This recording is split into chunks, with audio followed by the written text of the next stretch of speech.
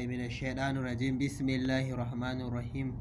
A yau za mu nuna muku yadda ake hada wato heat or fire sensor. Wannan na'ura ce wacce take nuna idan gobara ta kama, za ta sansani wato a zafin wajen, sannan ta ƙara.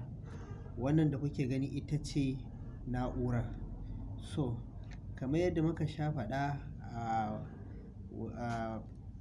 bidiyon mu na baya, idan mutum yana so a koya masa, to zai iya kira wato wannan lamba ga ta nan, ita ce wannan lambar da za a iya kira ta idan mutum yana so a koya masa, ko kuma za a nuna masa, ita ce wannan lamba da ake kirawa. To sannan yanzu za mu zo mu gwada wato wannan sensor ɗin. Kafin mu gwada, bara ku nuna muku wato diagram ɗin shi. Shi diagram ɗin shi gashi nan yadda yake. Kun gani yadda diagram ɗin yake? Yadda diagram ɗin yake gashi nan. To a yanzu zan gwada muku ita da wato ashana. Zan kunna ashana na sa a jikinta, za ku ji abin da za ta ƙara ku ji. Gashi ku ji ko? Gashi. Ita dai da ta je zafin waje,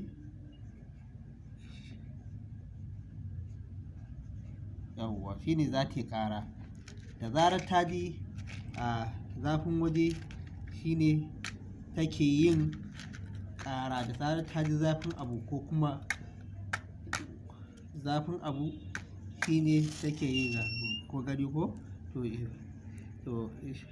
To me so a koya masa, ko kuma wanda zai iya kira wato wannan lamba da na faɗa,